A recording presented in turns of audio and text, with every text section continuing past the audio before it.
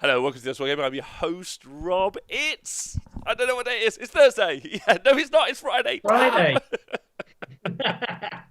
And we're live. Sorry about us being a little bit late. Technical issues. If you're listening to the podcast back, make sure you stay hydrated. Thank you to everyone on Patreon. You are the best. You and you and you and you. Thank you. Thanks for joining us live. Whoever's here, like Gwerzy and Chuckle Butty and Desert Sketch, Whippy Sticks, Scrivo. And then I am joined today by a legend. I really like this guy for many reasons, but most importantly because he says it like he is. And it's Mr. Alex Jones. How are you, sir? I'm all right, mate. How you doing? Yeah, good. Just tell us how you're doing. Let us know. And everyone in the Twitch chat, same question. How are you? Yeah, I'm good. I'm on my end of my second week of lockdown to avoid getting the old coronavirus. Going a little bit insane. I'll be honest. I found myself talking to the dog quite a lot. I've eaten almost an entire ham today, which isn't ideal because I can only go for one bit of exercise a day, and I'm painting a lot, which for me is a lot. I pretty much started and nearly finished three little projects yesterday. Wow. But yeah, generally pretty good. I'm missing the tournament scene at the moment, to be honest. I had quite a few things. We had an event booked. We have the team tournament booked at the end of April, which has been cancelled. We were going to teammates, legends. Yeah? We were part of the Magnificent Seven Hands. Yeah. But that isn't to be. So yeah, generally all right. It will be one day. It will. Well, it will be resurrected. We shall ride again. Not that we ever did once ride. We did. Well, in principle and in spirit, we did. Yeah. And we will properly. So yeah, but generally speaking, I'm tip top. I just hope everyone else is and isn't getting too lonely and bored, which is the risk, I guess. I think so. I think we said off air. I think one of the things that it's going to do for a lot of people is allow them some time to reassess their lives, which we're often too busy to ever do. Take a bit of a moment of mindfulness, embrace it. So if you are out there and you're either having a contemplative time or a tough time, you can always reach out to us at the Honest Wargamer or anywhere in the world. Great community to be a part. It's a good community to be a part of during this time, right? Yeah, I totally agree. I mean, I'm not in that many WhatsApp chats anymore because I left loads of the faction ones for for reasons.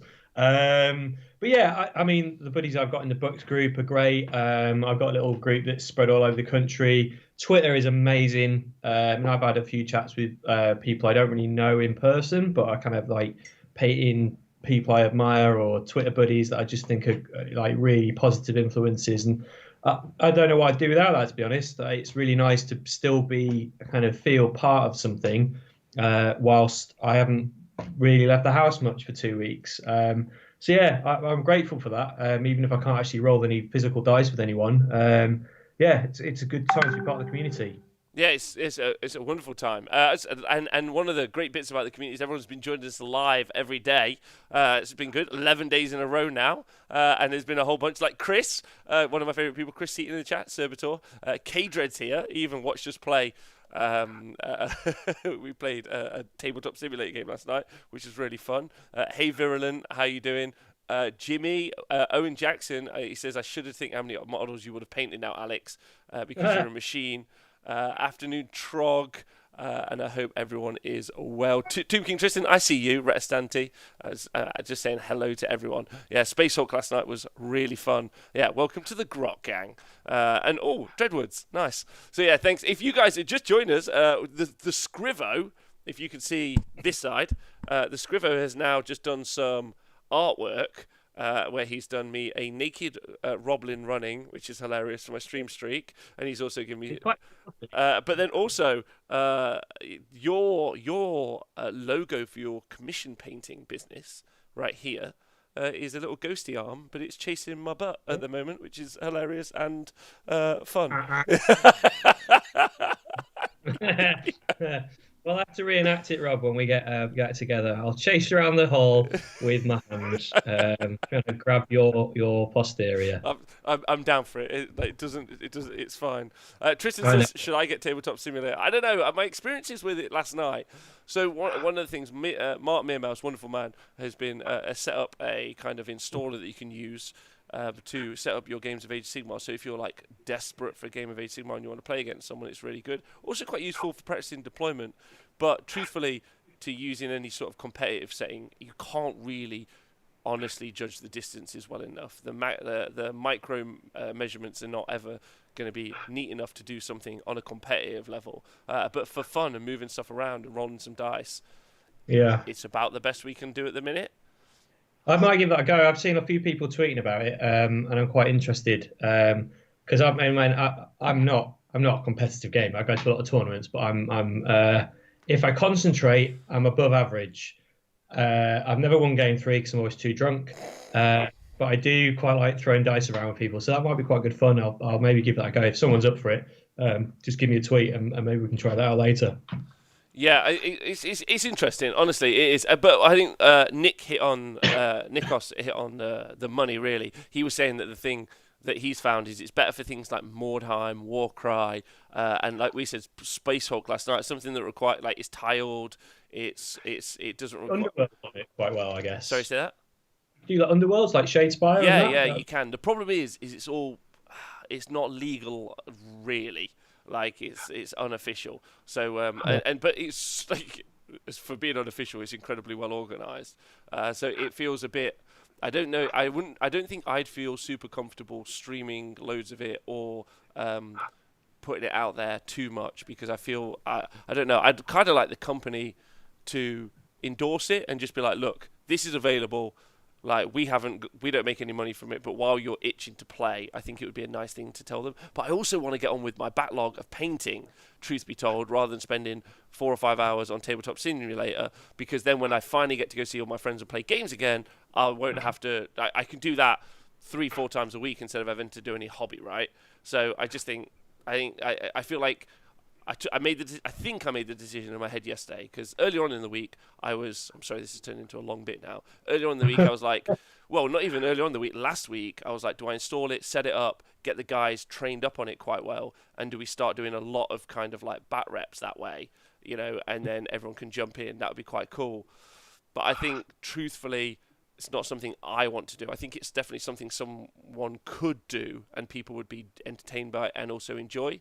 But I don't think it's something I want to do. And if you don't want to do it, I don't think it's something you should do, right? Like, no, don't want to do it, don't do it. I don't think it serves enough of a purpose. So I've elected not to. But playing hilarious games of Space Hulk where Nick's in charge, I'm in. But today you and me are going to talk about helping me and helping everyone else get those armies that they've got done painted, right? Yeah, man. There's been a lot of tweeting about people's grey plastic piles of shame and people getting on with isolation armies. I've seen Mikey Wendell and James Tyndale tweeting about that kind of thing. So I was having to think about what I could talk about with you, and I guess it's something people ask me about quite a bit, which is how do I paint as much as I do in apparently not much more time than anyone else. So I'm going to go, I think I've got like 6 points to talk through, which are my top tips. Top tips for painting well. That's going to be really useful. But before we get into that, just a quick bit about you. You've done some commission painting before, right? Yeah, I mean, I did almost go and work full-time as a commission painter, but I got headhunted for a job back in the last year, so I've not really been doing it. But I do take commissions. I've done commissions for some very lovely people, including Joe Purcell and John Green of Bobo fame. And I've got a job on at the moment, a little night haunt job. Yeah, if people want to get in touch, I'm always happy to talk about it. I don't charge a huge amount because obviously, as you can guess, if you follow me on Twitter, I really enjoy painting, probably as much, if not more, than I do enjoy getting together and playing games. So yeah, hit me up. I do have a website as well, which I think is on my logo. I can't see my logo chasing your bottom, but those that can see that lovely image, there's my website on there. So go and have a look at that and get in touch if you want something doing. As you can imagine, I'll turn it around pretty quick as well. Yes. I mean, as long as we're all following the sensible precautions of staying hydrated, washing our hands, eating healthy, getting some exercise every day, and practicing some mindfulness. Just concentrating and being zen with the world. Just that before you go to the post office. Just Just making sure. I just want everyone because it's getting on now, isn't it? Like day 11, I'm like, oh, it's getting on. It's getting on. These are the times when people need being like, come on, get up, do something for a minute, and then sit back down and paint. One of my hands gets washed with Sillet Bang, so I'm like extra hygienic in these current circumstances. Yeah, so say that again. Sorry. So one of my arms gets washed with Sillet Bang, so I am like extra hygienic in the current circumstances. I, I get, yeah, I get it. The hobby claw. The hobby claw. Yeah. I get sprayed when I come in every day. It's like, and I'm like, okay, this is unnecessary, but it's kind of fun because I feel like, when you watch one of those movies where they're on Mars and they come through the thing. I'm like, get me, and I'm exploring the wild. This is fun. It's a brave new world. We just got to embrace it and have fun with it. One of my favorite people ever, Archie, he says, eating healthy, let's not be silly here. I think that doesn't really work if you keep giving people chocolate bars all day long. Broccoli Boy, what a lovely man he is, says, Alex. He's in the chat. Yeah. Yeah. You're right. Yeah, you can't go wrong with Dan or his. We were talking about, with Dark Fantastic Mills yesterday on the show, we were talking about the Battle Swans. The trophies. The trophies, yeah, they were absolutely immense. I didn't win one because I'm terrible at gaming. But yeah, they were absolutely fantastic trophies. He's a good man. Yeah, fab. Like, and honestly, now I was saying yesterday that when tournaments come back, I think I might just do like a PSA about it. I'm like, because I really want to go. I'm not sure. Bloodshed in the Shire is later on in the year, so hopefully it's still on. Hopefully, but if it is, that is the one that I will be gunning for, like a full rocket, like not even a little bit. Like I'm not going there. I'll be like shaking someone's hand. I'm like, hi. Normally, I'd like to be your friend, but fuck you. I'm getting a battle swan. This is on. Yeah. You can still be nice and win. No, you know, no, not when I'm going for a battle swan. And then that's how tournaments will get me. If they start making hilarious animals, the 3D printed trophies, I'm far more likely to go to an event. What do you think? Well, I'm going to do a shameless plug here. Yeah. As things stand, Mancunian Carnage's July incarnation, which is my tournament up at Element Games, will be the first tournament that is still on the calendar after the lockdown. So that's 4th and 5th of July. It's the only one that's currently not cancelled and might not get cancelled that I can recognise on the calendar. I haven't done my trophies for it yet, and I usually cast my own fist. That's a good one, though. That's also a trophy I'd go for. They're a bit weird. I don't know if people keep them, but they are not on mantelpieces, are they? They're in a bedroom drawer. Like maybe like a study drawer. Don't put it in the bedroom drawer. That's odd. I don't know where I keep my sex toys. I know where I keep them, in my trousers. Not a sex toy, it's a trophy, unless you're John Green. Yeah.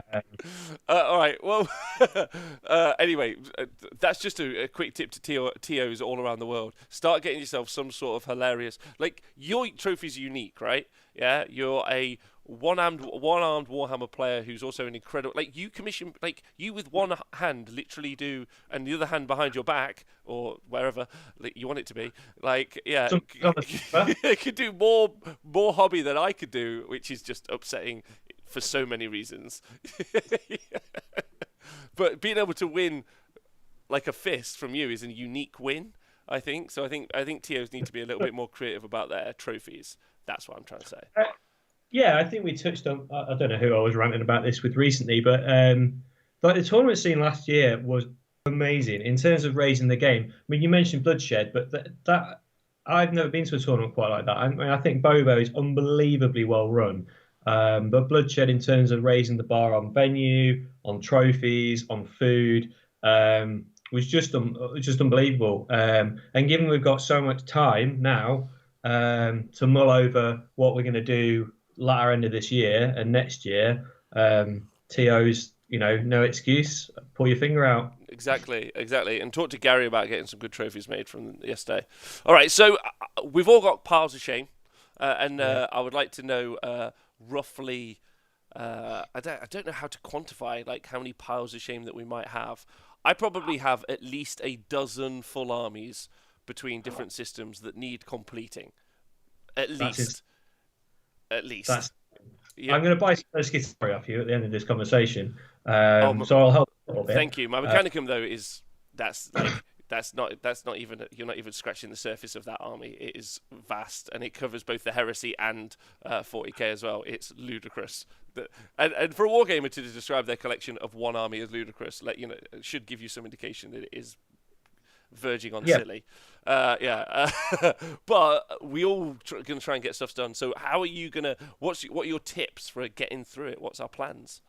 Okay, so I actually have a bit of philosophy around the way I approach armies, and I'm going to touch on two of my points in one. So before I even do an army, like I paint it all in my head. So my Daughters of Cain are the best example at the moment. I just put together and did the bases for my first 10 Witch Elves, so a bit of an experiment. But in my head, that army is painted. I know how everything's going to look, and it kind of starts with a concept. So if anyone's ever seen pictures of my hobby loft, which I occasionally post on the old Twitter, you'll see some really random pictures around there. So there's still some pictures of parrots and zebras on the wall, which were kind of inspiration for my Stormcast. And what I tweeted out the other day were the kind of inspiration pictures of my Daughters of Cain. The concept being that they are all going to be dressed in 80s style ladies' gym wear, which is neon and fairly tasteless. And in theory, I think they'll look amazing. They might not. They might look absolutely dog shit. But but I mean, they look all right now, but they are nice models, and I've only done two colours. But what that means is that you don't faff about and waste time with, oh, what colour am I going to paint this unit? What am I going to do here? You can just get everything lined up. If you've got a basing scheme that you know you're going to do consistently, you can do your bases in a massive batch. I'm doing 10 Witch Elves, but I've done 30 bases that I prepped for that. I do the same with my Imperial Fists heresy stuff. I'm in the same boat as you with your Mechanicum there. I've got a fairly embarrassing box of men that should be yellow that are currently grey. Yeah. So, but I've no excuse. I'm supposed to be going to a doubles event for heresy. I need to paint some yellow men. But that in my head, that's how that works. And I've done that for my Gits. I did that for my Cities of Sigmar. If it's my army and I'm not doing it for a commission, that for me is the best way to do it. So take some inspiration from something you know exists already, pick out your scheme, paint it in your head. And if you're not particularly visual, then doing a test model can be quite useful as well. If you don't know how it's going to pan out, doing a test model can be really, really helpful. On not even a model from that army, just use we've all got random Space Marines hanging around. Just do it on a Marine or a Stormcast you got free on the front of White Dwarf. So that's where I start with it.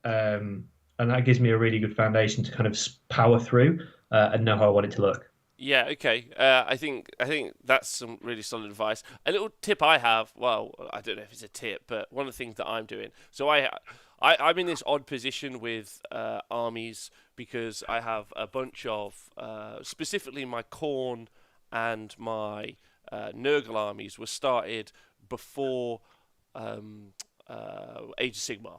So I've got this kind of like rebasing, and they're not small armies either. So I've got this like rebasing mission to go on, and also the fact that you can now and have been able to for a long time with Age of Sigmar, been able to redress or like put these armies into cohesive kind of like army lists together.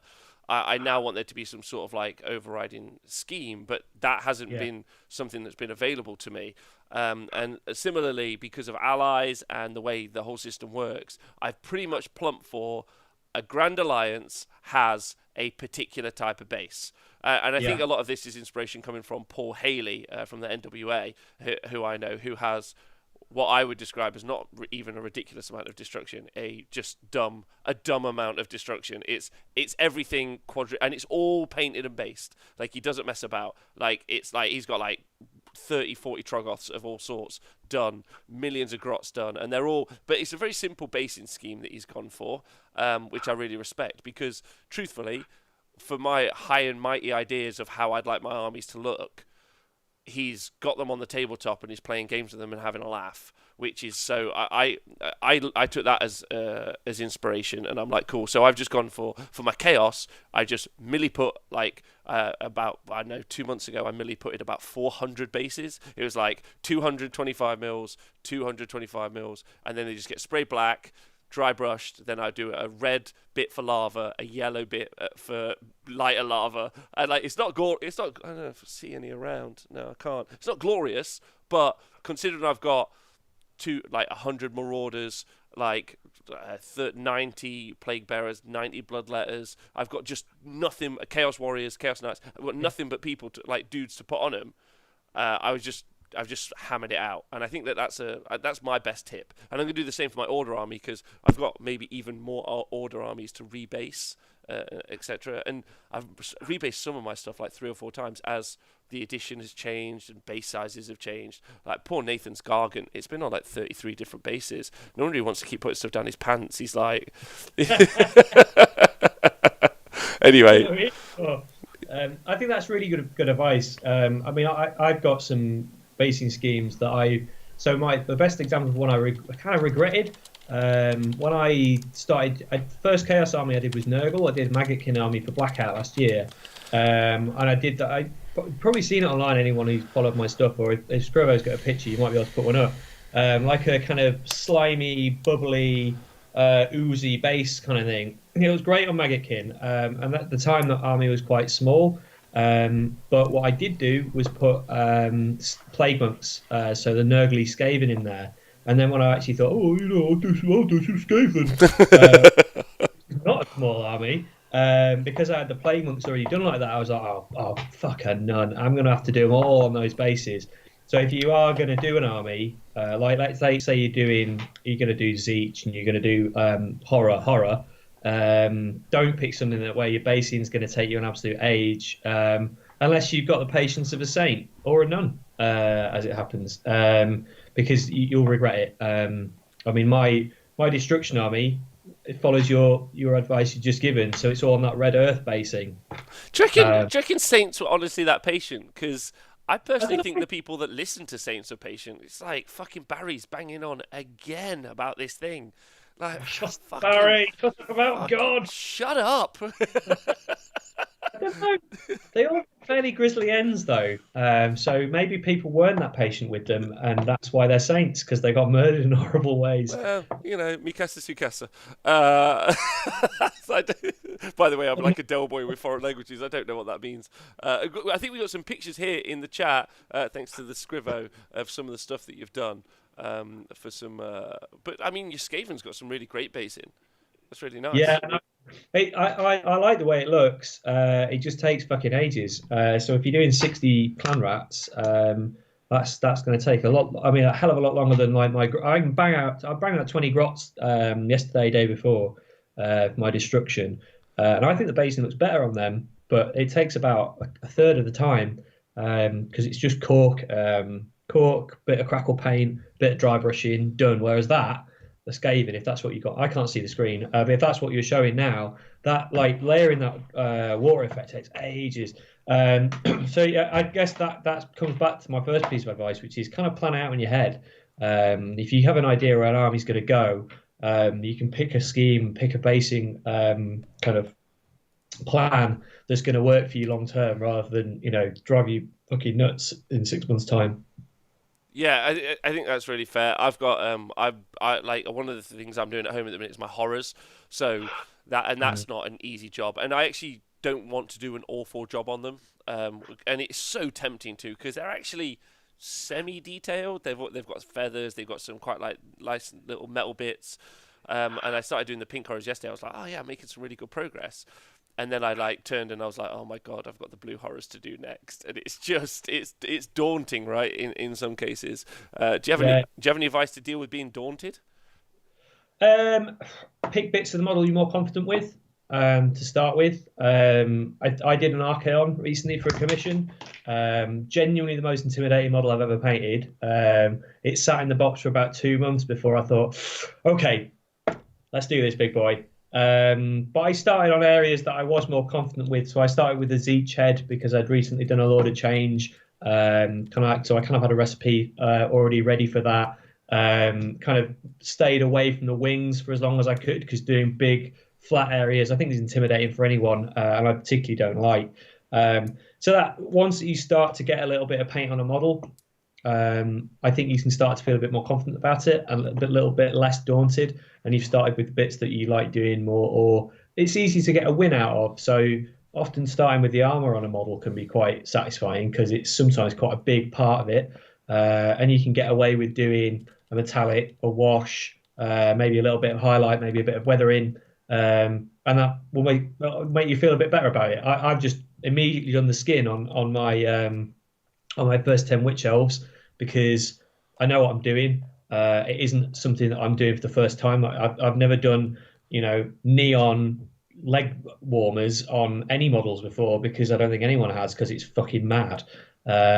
So doing the skin has made me feel a bit better about them. But that would be my advice on that. If you're feeling daunted, do what you're confident with. Yeah, and that makes loads of sense. I really like your Stormcast that are in these. That's in the Discord chat, by the way. I've put the link into whichever medium you're watching on, so you should be able to click it and follow through. I really like that wash, the white. It looks fantastic, and would be fairly daunting. And Lex is also showing off that he fully does his bases before he puts his models on. I do something similar, but I do the bases separate.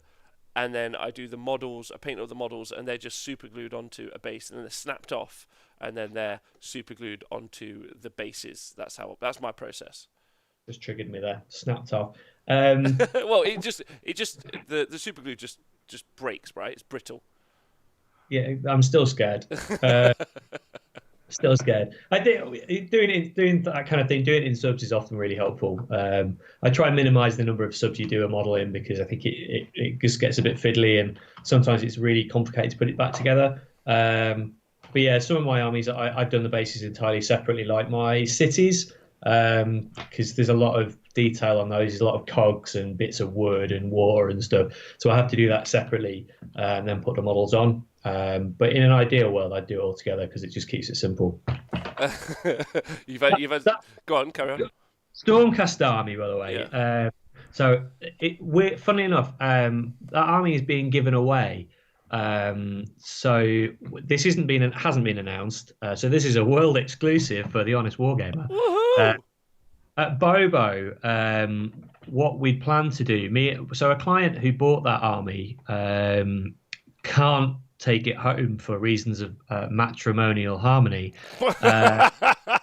Good. But has very kindly offered to, rather than, ask me to sell it on or sell it on themselves, offered to give it away. So what we're going to do at Bobo, when Bobo does occur, when, not if, is we're going to raffle that army off. So it won't be a huge amount of money to get a ticket. And every penny of that money we are giving to charity. We're going to give it to a charity called Reach, which for my money is the worst named charity in the world because it's for people who've got missing hands. Some who can't reach. So we're going to do that at Bobo. There's loads of pictures of the army on my website actually if people want to go and have a look and get excited over it. Oh, that's fantastic! A whole Stormcast, and honestly, it looks really good. It's really really nice, and that's phenomenal, and also really cool. It's being raffled off for what is a great cause. That's good. Oh, someone's also painting on an Archeon, which is pretty scary. Intimidating is a good description. Yeah, that's phenomenal. That's truly, truly, truly awesome. And you see that all the time in the community as well. Everyone's so rad. Like armies get raffled off to help this charity or that charity, which is just really exciting for everyone. It's just cool. So congratulations to that person for maintaining their matrimonial harmony. But also, that's a great opportunity for everyone, right? Yeah, well, yeah, buzzing. I mean, it's a nice thing to do, really. And the client in question gave me the option to pick the charity. So, yeah, I'm really happy about that. It's a nice win for everyone involved. I'm quite sad to let the army go because it is very nice. But, yeah, it's the right thing to do. Should we move on to my second top tip? Yeah, hold on. But just before we go, Chris has said that a worse name for your charity would be High Five. Yeah, or Clap. Yeah. I think that's already taken up by the people who need help with STDs charity. Have already Oh, that's their name. Yeah. yeah, the clappers. Yeah. Yeah. Please. What's tip two? So tip two, be a magpie. Um, I think this becomes a lot easier when you're doing armies, like pretty much any destruction, to be honest. In that you can flit about models that do in ones that don't. Painting 100 grots for an army isn't a huge amount of fun. But if you're interspersing that with, a Troggoth, some fungoids, an Arachnarok spider, that makes that process a lot more bearable. Trying to slog through, Fire Slayers, which ultimately all look the same. Thank Sorry, you. Fire Slayers. I've just never. So they just do it all the same, all ginger, all flesh. If you're the kind of person who struggles with kind of painting, motivation, and commitment, I'd really avoid those kind of armies, or intersperse it with other projects. I almost always have three or four different things on the go on my desk. At the moment, I've got my Daughters of Cain tester models. I'm doing the display board for my most recent Gits army, and I've got a Horus Heresy Fulgrim Primarch model. I'm flitting between those models as and when I want. If a wash is drying on one thing, I'll flit over to another. It helps keep interest. It helps keep me motivated. It means I've often got something that I'm finishing and coming to the end of. Because that can be really demoralizing as well. If you're like, oh fucking hell, whoa, how many more of these have I got to paint? Or you feel like you've not actually put anything on the shelf or managed to sign off on anything for a while. That really helps. That helps me anyway. I just think from a psychology point of view, that's a good thing to do. I think it's some really solid advice. I think it's not something I do. I don't have a permanent setup at the minute for painting in any way. Between the studio and home, which is one of the things I think I could do with organising for myself. But I think picking a project, one of the things I also tended to do as well is just have whole armies to paint. But I think easier now is to just use unit at a time. I guess which is kind of a version of being a butterfly, right? Jumping between things. It's just being like, I'll do these 10 dudes, then I'll do something else, as opposed to I'll do all 150 dudes and then I'll do the characters. Yeah, I mean, I do usually have an army like on the go. I mean, I bought all my daughters before I've even started it because I just quite like to know what I'm working towards. But that's probably part of it as well. Even with my gits, I mean, I bought more gits than I need. And I did just spend quite a lot of money yesterday on more gits that I definitely don't need because I have been panic buying. I haven't panic bought food. I've panic bought miniatures and primer spray. Uh, Thank God my priorities correct. Oh, and bourbon, and wine boxes. But so I'll be fine. I think it's good to kind of know what list you're working to. If you're kind of a tournament scene player, you're roughly working to a 2,000 point list. If you've got that, even if you're not playing it all in one go, being able to tick off and see that you're working more closely towards that is really great, rather than thinking, well, I fancy doing Stormcast and just going and buying loads of random Stormcast models and then thinking, oh, how do I make a list out of this? Because even if you do paint them all, you won't necessarily have achieved anything. And that kind of sense of achievement is really important. Even if you can give yourself from just painting one model, if that's a Hag Queen, great. That's actually something ticked off your list, and you're working towards that end goal of having a really sexy painted army on the table, for which there will be absolutely no excuse at the next tournament, because we'll all have been inside for an enormous amount of Yeah, time. yeah. I think that's actually really good advice and something. As I'm listening to it, I'm like, yeah. Do you know what? I'm gonna start to do that. I'm one of those people who often is like, I'm gonna do the whole thing at once, but I'm not gonna now. I'm just gonna do. I think I might. 8 Point Star painting in the chat is saying that he. To get the standard of my Stormcast, I find it easier for me to complete each miniature before moving on to the next.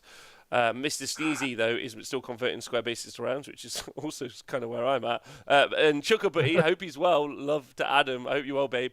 Says Panic Buying Miniatures and Base Spray, same here.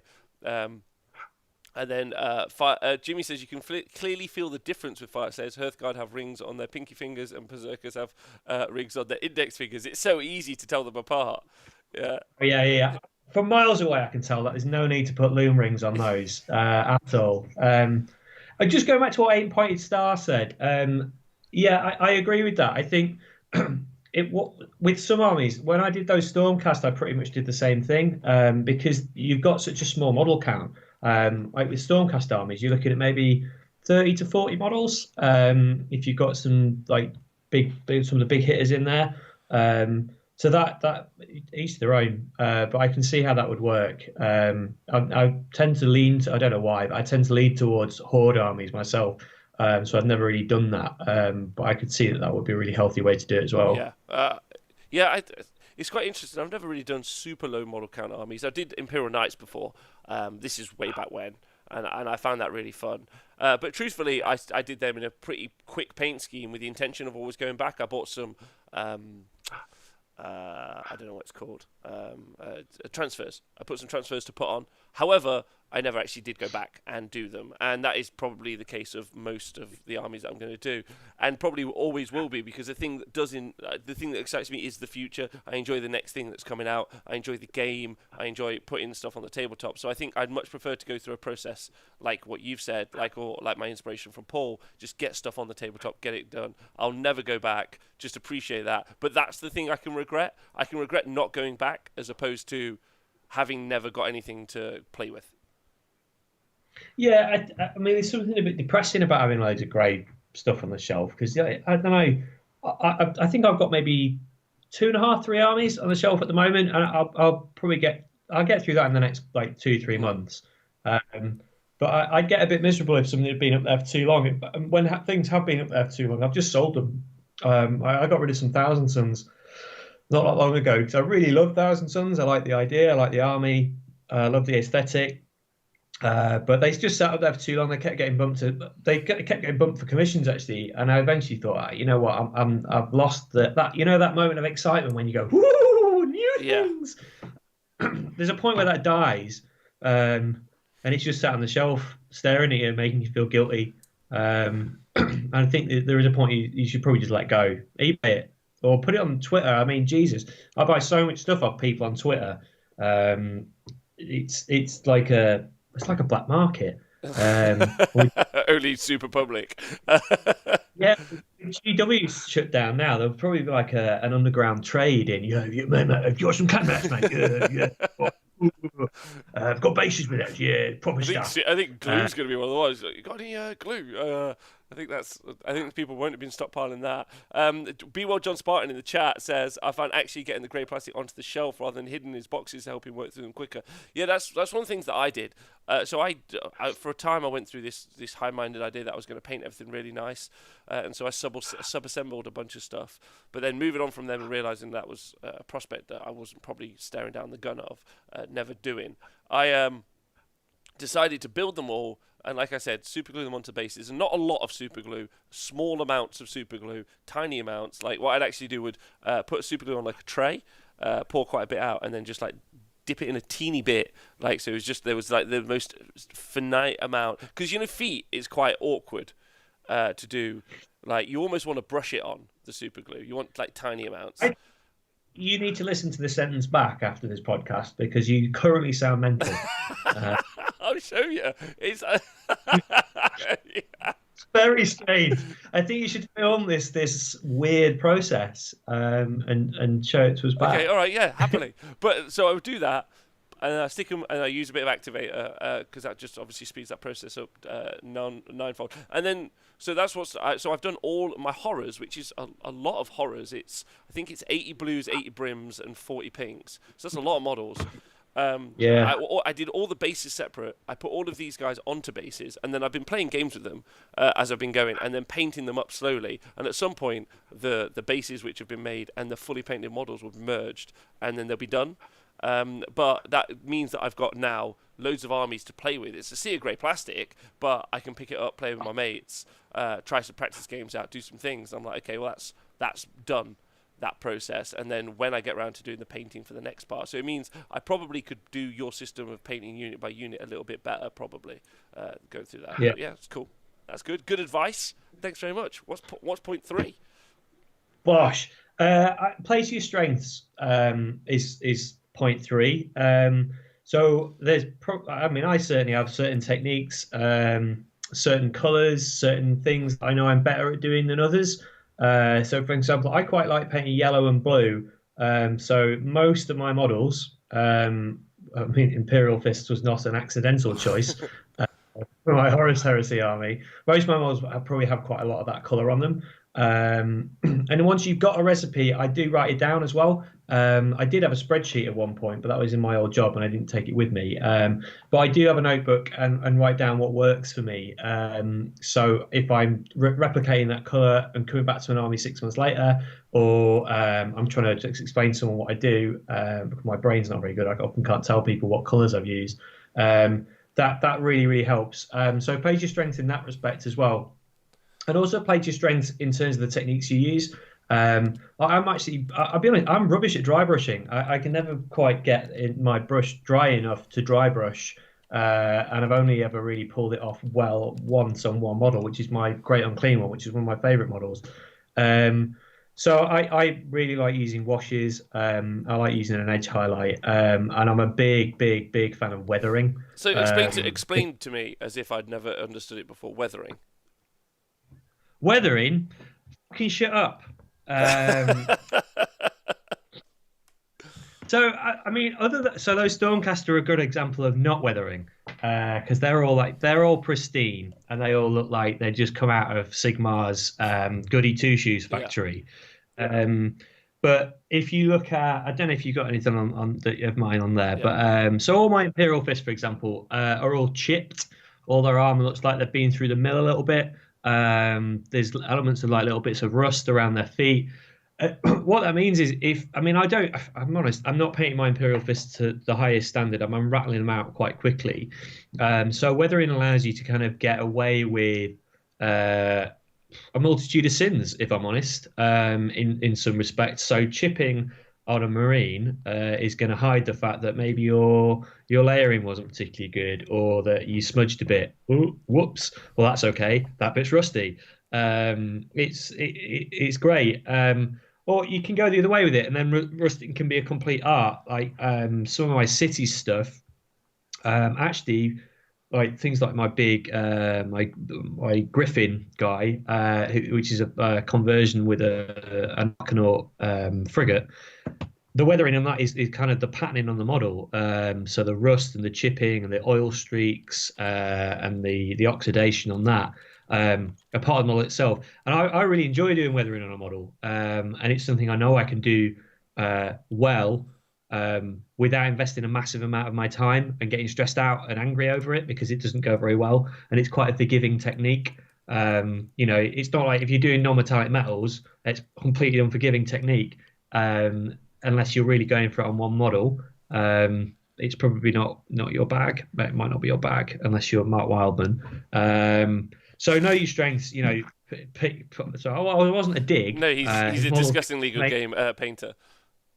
yeah, it really, really fucking annoys me, because he's a nice man, although a bit Yeah. irritating. Let's be honest. But he's even more annoying that he's a good painter, and he's a really fucking good gamer as well. I mean, I can paint all right, but I'm really terrible at playing the Yeah. game. But he's Uh, got an awful but personality. So, like, you've got that. So, like, if you pull in all three of those things, your stat points out, you got to wheel that down for him, which is nice. yeah, he's a little gremlin.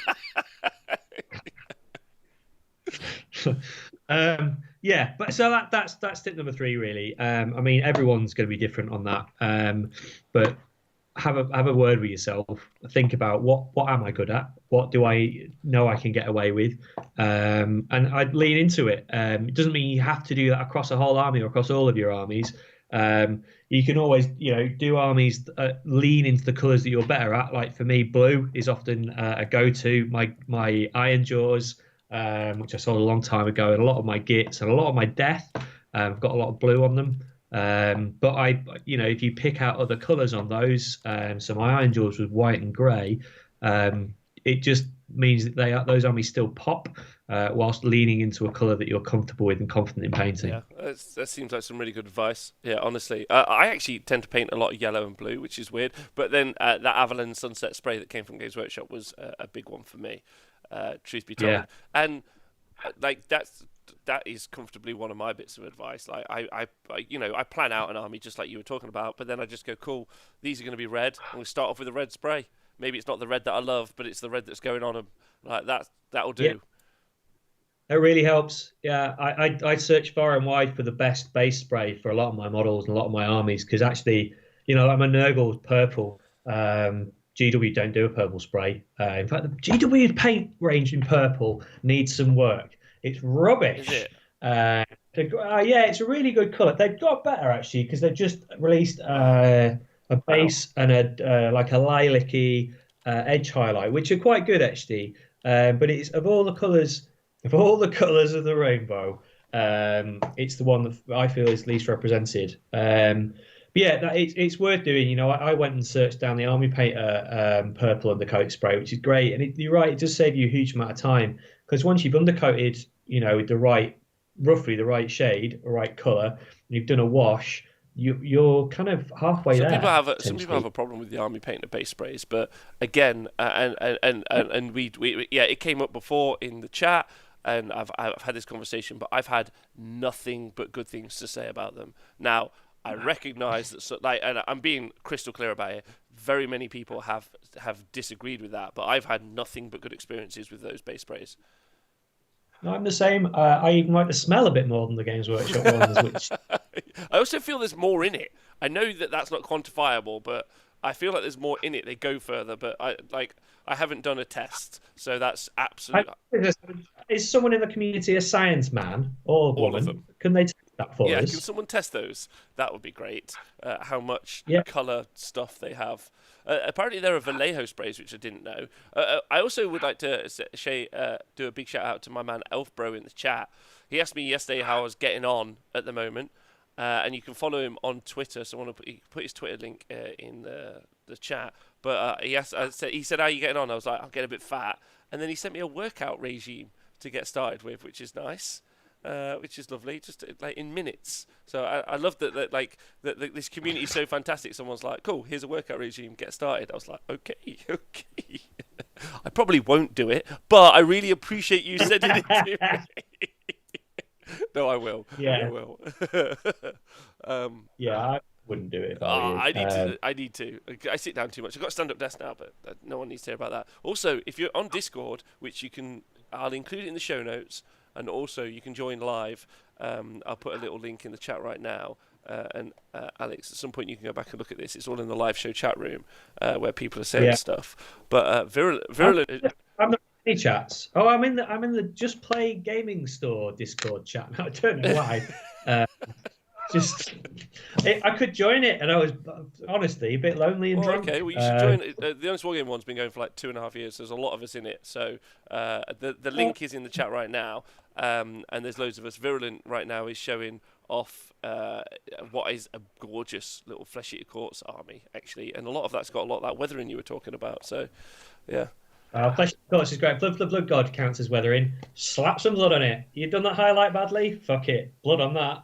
It really works. Apparently, in the chat, it's Iron Lac are like quarter of the price and about 3 times more paint than Games Workshop or whatever Iron Lac spray is. Iron Lac, and Lac is an LAK, which I've never heard of. Right, well, I'll be having a look for that. Although it's probably already been fucking panic ball like everything else in the world. So annoying. I can't do any of the mad things that I wanted to do because everyone's fucking bought everything. Well, yeah, and it's probably unlikely. I don't think we'll see releases from Games Workshop for 2 to 3 months. Like, I like not to put a downer on everyone, but it makes no sense for them to do so. Like, they might panic release a whole bunch of new publications for us to buy digitally, but the model sales are so hand in hand with the release schedule that it's an interesting time for all of us. So just get what we've done sorted, I think, at the minute. Anyway, what's the next bit? Well, my next bit is my 4 stages of painting. Okay. This is my last piece of advice as well. So I saw a lot of the good painters slag off contrast paints when they came out. Not slag off, but be quite negative about it. My door's not. Someone's knocking on my door. Oh no, it's the enemy. This is the best. Please answer it. It's the panic buys. It's the panic buys. While Alex does that, I just want to say a big thank you to all of you for joining us, joining our Discord, which you should do. It's a super active community and it's really nice. And I want to say thank you to everyone just live. I hope you're all well. I see a whole bunch of you there. Dave Fraser, hide your toilet paper. I've got my panic Oh, bag. Lex, slap some blood on it. Nice. That looks great, man. That's good. What is it? Whoa. Oh, have you got something come through? See you later, well, John Spartan. Be well, John Spartan. What was it chatting about then? Oh, I was talking about contrast paints, wasn't I? Yeah, so contrast paints are fucking amazing. Okay. I really, really rate them. I'm going to open that in a minute. I think I know what it is and I'm well excited about it. It's most guitar-y, but I'm going to buy more off you. That's my Cities of Sigmar. So contrast paint's got a bit of a bad press from a lot of kind of like highbrow, high-end painters. Fuck that shit. And me. You know what? If you can paint a model and you are happy with it and you think it looks good on the table and you're proud of it, fucking good. Contrast paint's a really, really easy way of doing that. And whether you just want to paint a model all in contrast or you want to use it as a base, go for it. And a lot of the time at the moment, what I'm doing is using contrast as a base. Now, it's easy. You mentioned Avalon Sunset earlier. Now, it is a fantastic undercoat spray, and it's what I was using for my Imperial Fist and a couple of other things. But it's kind of been superseded by Iron Yellow, which is the contrast paint. So you can use a contrast paint through an airbrush if you want to cover quite a large area with them quite quickly. So if you undercoat with Wraithbone spray or the Grey Seer spray, which are they really smell bad, just while we're talking about smelly sprays. And then you use an airbrush to apply your contrast paint, so Iron and Yellow. You are at the same stage you would be pretty much as if you'd used Avalon Sunset and then Cassandora Yellow. So it kind of cuts out a stage for you, and it immediately looks a little bit better. You get a flatter result. You've got less risk of missing anything. So my current approach for most models I do is a contrast paint, a layer, a highlight, a detail, and a weather. Okay. And that's all I do. Unless it's a hero model, which might get a little bit more attention, pick out the eyes a little bit more delicately, maybe do a bit more detail on the face and the base. But that's it. And that'll 99% of the time that'll get you good looking miniatures without actually having put in fuckloads of work. And that's what I would do. Okay, that seems super fair. The Irish in the chat saying great thing about contrast. It's really versatile. Mixing black template and non-oil together gives an amazing black wash. Yeah. And then Twitch Video Idiot says the world really has gone mad. Contrast paint's good? Question mark. I can't get on that wagon. So I don't know how they're different to washes. Some of them are shit actually. They're not all great. I'd say all the browns are good. So cutting corners a little bit.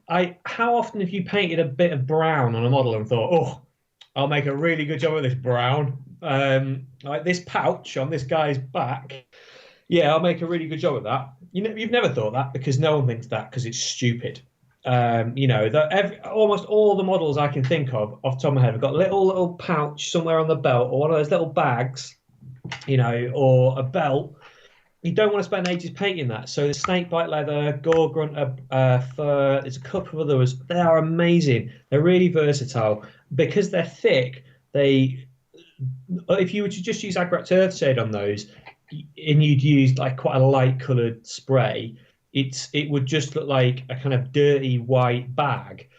But if you use like snakebite leather, it would do most of the job of an undercoat and a wash and a first highlight. And that's on something like that. That's probably all you're really going to want to do. Same if it's like hair on mass unit models. The browns, the darker yellows, the black are all really good for those because the way that the washes, well, not washes, where contrast pools really lends itself to those kind of textures in a way that a wash doesn't. A wash will just fall into those recesses and pool in them, whereas the contrast will cling to them a bit more and give you more of a kind of gradiated texture. So they're better like more on different perceived texture surfaces than they are just as paints generally, right? Not great on flat surfaces, no. So I fucked up a tank because I tried to use contrast in the same way I use it on my Marines, and it just didn't work. So I had to go back to the traditional method, which is fine because painting is a learning experience even for some of us who do a shitload of it. Um, but yeah, for me, contrast is better used in areas that you're either not going to be concentrating, you are not expecting anyone to be concentrating on a huge amount, or in areas that you're going to be able to, you're going to be going over a couple of times, like a robe on something, or a cloak where you're actually going to want to highlight the detail and put edges on it and stuff like that. There are some colours that I just don't think are very good. The blues for contrast, I think, are a bit shaky. The greens don't have great coverage. But the rest of them tend to be quite good. The yellows, the browns, the darker colours, Space Wolves Grey and Griff Charger Grey are both quite good. I rate them really, but they're part of a wider and broader toolkit. And I use them where they suit, and they don't lean back into the other techniques. Yeah, so I picked up some. A Circon in the chat saying that using them over metals is really, really good. I picked up some of the Forge World paints, which you used to be able to do that with as well, back in the day when there was, and I've got some reds and blues, which are really good. And I did a nice squad of Stormcast at one point with the spray silver, drop the blue over, which is kind of early contrast, I think, really. But it was, it's a good system.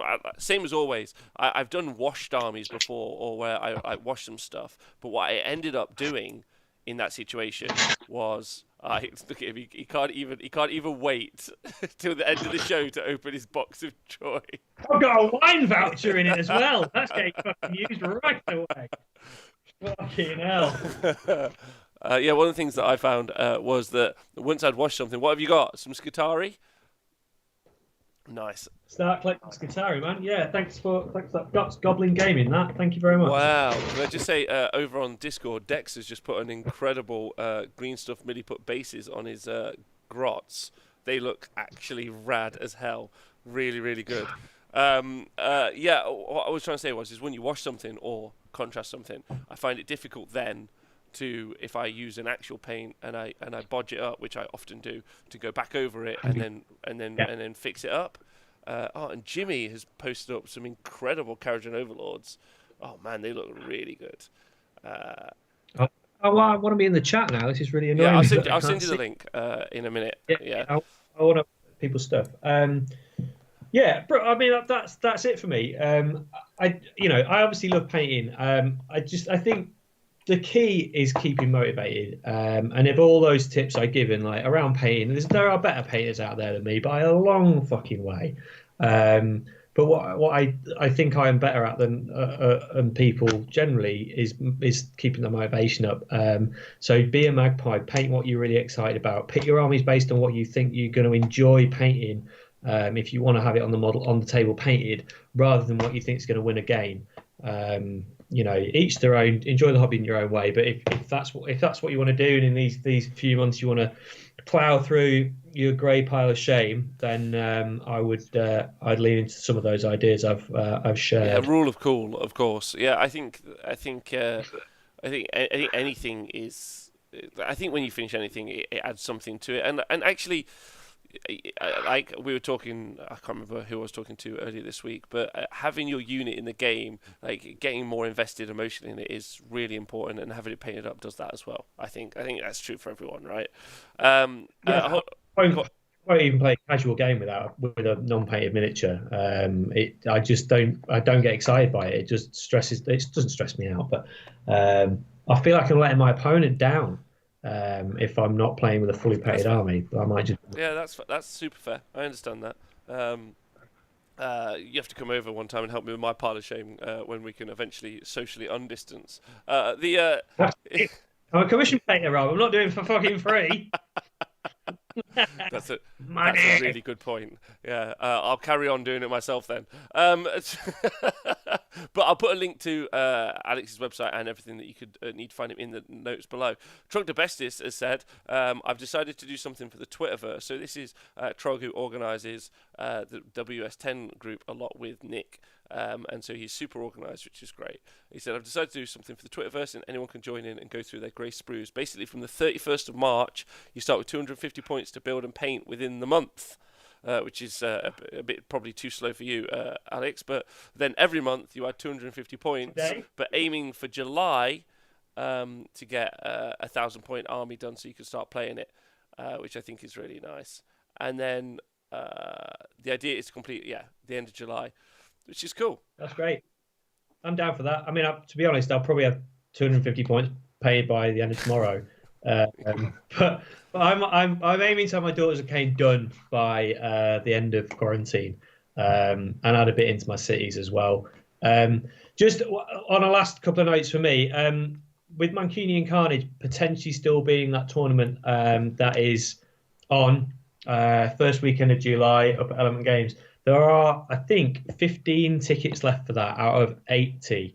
Although you haven't bought yours yet, although you're on my reserve list. So that they are on Element Games' website and the Warhammer Age of Sigmar events area. If you want to grab those, do. If it isn't going ahead, obviously you'll be able to get a refund through them. But you might want to book your space, because I imagine if that is confirmed, it'll be fucking popular. And I might be able to squeeze in a few tables, but I don't know.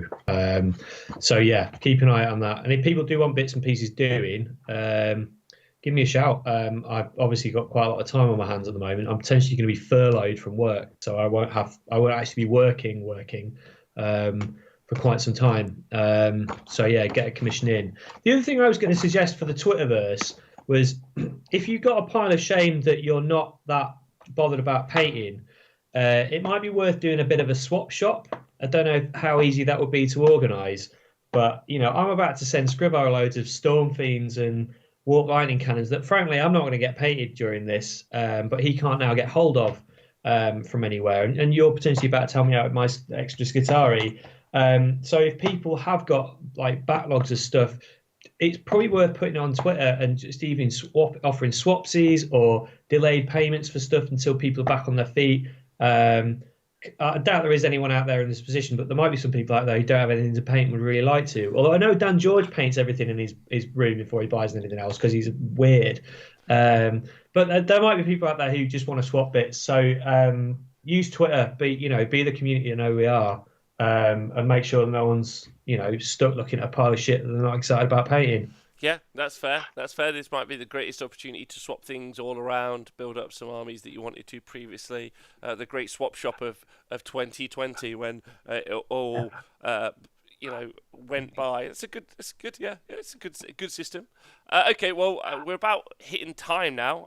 Not that I really have anywhere to go. I do. I've got some editing to do and some other stuff, but I like to keep them about an hour at the minute. I think we are not doing that tomorrow though. Stupidly, because tomorrow there's some announcements at 2. So at midday, me, Nicholas, and Tom are going to be hosting a bit of a live session where we will be doing some hobby. We'll be taking Alex's ideas and putting them into practice and painting up some armies while we wait for the announcement. So we'll be spitballing for a couple of hours before we get to the main announcements, whatever they will be, and then we'll just. What do we think it is? We think it's Giants tomorrow. So I'm not 100% certain. The Giants could have been something that was seen way off, right? But probably it's most likely the big announcement. You have to remember how they internalize information as well, because the company is quite often super internal focused. But the example I always give is they changed the Age of Sigmar logo about 2 years ago, and no one gave a fuck. But internally, it was a massive deal. They're like, we're going to change the logo. And then yeah, and they did a video for it and everything. And everyone's like, the customer's like, we don't care. So sometimes it's more of a big deal for the company than it is for the customers. But that's true for lots of companies. Lots of companies don't really understand what their customers are actually there for. My point is I think the big ticket item is going to be the next edition of 40k. That's what we'll see. But, I'm pretty certain that's what it was meant to be. Problematically, though, will they go ahead with that with what's happening in the world. So it's going to be a really interesting weekend. I'm hoping that they just wear their heart on their sleeve. We all like the company. Don't bullshit us. Just say, we wanted to do this, but we're going to hold off because we tend to make more money when you guys are all buying everything. I'm like, that's great. And then work out as a company what's best to do for the audience over the next couple of. Do you know what I mean? That's what I would really want. Like, and I'll be the first person to sing their praises. If they do that. If they come out and give us a load of crap about what's happening, I'll be really disappointed. So I'm looking forward to tomorrow. What do you think it'll be? I don't know. I don't think it's going to be any more Lumineth because I think they've run through that now, and they said something in a few weeks. I quite like to see some Age of Sigmar, but I'm really biased because I don't really do 40k. But if it is that, it'd be great. I'd really like to see announce release dates for the new Mechanicus stuff. Yeah. The wing dudes and the Mechanicus. This is my horse. The horse dogs. Yeah. I'd like to see release dates for those, but like you say, in the state we're in, I could see them actually not doing any releases for 3 months. I mean, because closing down their online distribution, I was really surprised they did that. Well, so the important point to note about Games Workshop, which I'm sure most people are aware, but they're a manufacturing company at heart. They're a manufacturing and distribution company, and so they have their almost 90% of what they make. Not books, but I mean models-wise, which is what is their key focus, comes from Nottingham. Just down the road from me what's really funny is just down the road from me, the warehouse is closed, which means they're not making sprues. It means and they were working at capacity. They weren't just making backlog. They were making all the new stuff. They were printing stuff that was super selling. Like in America, you weren't able to buy whole Dark Eldar stuff for 2 years almost. So there was a huge backlog. And now they're just not the machines aren't working. There's no one in there, so it's not they've shut down the distribution. They've shut down the production. So because they can't, it's not a critical business. They can't be producing things.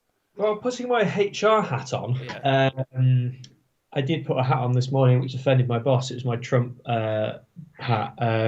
Anyway, I've been in my work Skype calls every morning. I've been trying to make jokes. So the other day I walked off from the camera and then replaced myself with an egg that I'd drawn glasses on. No one noticed for 10 minutes. What was I talking about? Yeah, so they can open. You're only allowed to not open open your business if you cannot operate that business safely within the current guidelines. So there's a florist down the road from me. Yeah. Now, flowers are critical, although they are nice. They are nice, yeah. But because it's only one woman working in there, and she's able to operate safely on her own, and throw the flowers at people through an open window, and then take a contactless payment, that's okay. So I mean, they've done it to protect their staff. This isn't a criticism at all. It's just that they've taken a fairly extreme interpretation of the rules, or they decided to go a long way to make sure that they don't expose their staff unnecessarily. I think that's absolutely fine. In the circumstances, I think that overreaction is better than underreaction. Agreed. I think it's a massively positive step. I'm pretty certain that that's what's happened. And if that is the decision that's been reached, I think it's a huge positive, because truthfully, there are companies that are going to come out of this looking really good, and there are companies going to come out of this looking really bad. And we took, Wetherspoons, fuck them. And I think I would like the company who make the game that I really love to actually be at least half decent, right? And so I think that it would have been shitty. So we probably, that's my point is the tomorrow will be fascinating, and I just hope that they're just out there with us, because we all love it, right? We are a group of people who'll be like, fair play, no worries, get to it when you can get to it, be safe and be happy. I think that's the right way to go, right? I think 99.9% of the community are like that. Although I might live in a little bubble, I think we all curate the people that we are part of that community with. I know I certainly do. So that there may be people who throw their toys out of the pram are pissed off about it, but they're cunts. So Yeah, they I are. think what they think. They are. There isn't even a nuance in this situation. There's no grey area. If you think that that's a bad idea that they've tried to protect their staff at this point in time, I'm happy to say you are wrong. That is the right decision. It's the moral and the ethical decision. Not like the Mike Ashleys and the Bransons and the Tim Martins of the world who just get in a bin and die. Agreed. Yeah, so it's going to be a solid. Jimmy asks if Alex is an Aussie. You're not, are you? No. Let's throw another shrimp on the bargain and go fuck a goat. That's my Australian. I think I'm Australian. I'm from Manchester. I don't know. He does the C-bomb really well. That's why you can C-bomb it well. Yeah.